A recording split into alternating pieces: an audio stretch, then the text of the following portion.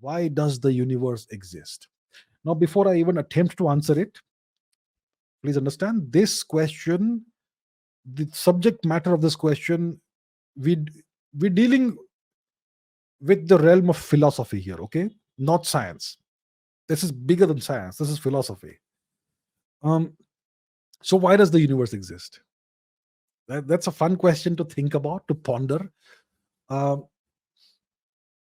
Imagine you are a neuron cell. Look, we got this computer here, supercomputer. All of us have one. How we use it, it depends on us, but we all have one. The brain, the human brain, the most complicated machine or object that we know of in the known universe. That's the human brain. Um, no, and it's made of neurons, trillions of hundreds of billions of neurons, maybe trillions of neurons, and the connections and synapses and all that.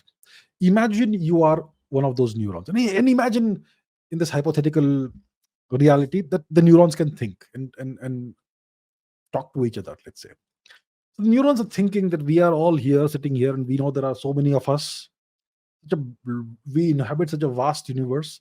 There are hundreds of billions of us. We can all communicate with each other. What's the purpose of this universe? So, as far as neurons are concerned, the universe is what is contained in the brain, and they have no idea of what's outside. They don't even know how large the universe is because it's hundreds of billions of them, right? So, as far as they can see, there's neurons everywhere, and there are connections, and they can talk to each other, pass signals, and that's how they live their life. And maybe one of them wonders, what's the purpose of this universe? Why does this universe exist? So, you are just a neuron inside a brain. Your purpose is you are part of the thinking machinery and you're not aware of it. Right? Now, if you read science fiction, we were discussing science fiction, Douglas Adams, the Hitchhiker's Guide to the Galaxy. In that, that book is existential philosophy disguised as science fiction comedy. So, in that book, the Earth was created as a supercomputer, and its purpose was to find the answer to the ultimate question. The answer is 42. So the Earth is an actual computer, supercomputer, a mega supercomputer, and all the beings that inhabit the Earth, they are part of the programming, and they're not aware of it, obviously, right? Now, what if the Earth is too small to perform certain calculations? Maybe we need something larger, maybe a galaxy, maybe the whole universe. So maybe the whole universe, perhaps, could be a computer designed by somebody to perform certain calculations. It will take a certain amount of time, maybe 20 billion years, perhaps. I don't know how long it will take. And then it will output some answer, and then its purpose is done. Maybe the universe is a computing machine, a calculating machine. It performs extraordinarily complicated calculations that may be extraordinarily complicated for us. But for the beings that designed this computer, it may not be that complicated. Or maybe it is complicated. That's why they had to design a supercomputer. So, look, these are all speculations. Do you understand? These are all speculations. We don't know why the universe exists, but we know that to perform very complicated calculations, you need larger and larger computers with more and more components.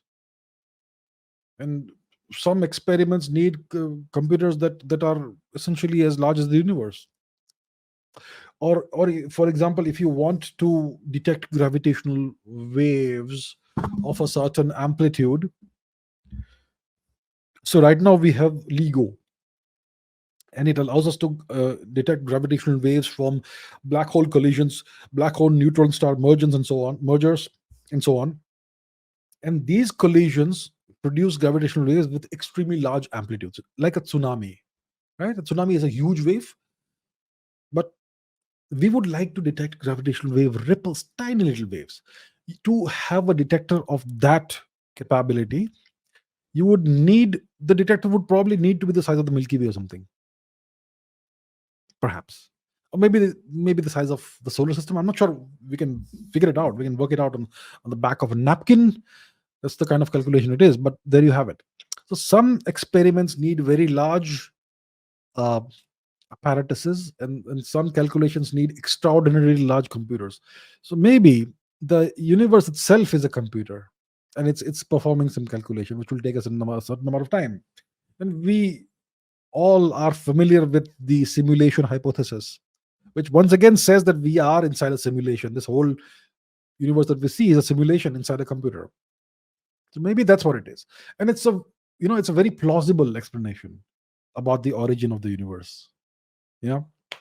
So that could be the answer, perhaps. Maybe there are hyper intelligent beings, hyper intelligent pan dimensional beings who are running this simulation. The universe is a supercomputer, and we are part of the simulation. Maybe that's why it exists. I could give lots of different scenarios that could perhaps, possibly, potentially answer this question: why does the universe exist?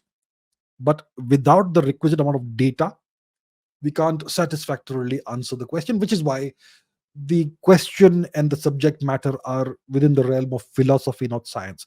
But it's an interesting thought process to have. You can go in multiple directions. I spoke about the simulation hypothesis. I spoke about the universe possibly being a supercomputer. There could be other scenarios also that could potentially answer this question, but which is the right answer, we don't quite know. But it's a question one should ponder from time to time and actually try and work it out using thought experiments. That's what we just did here.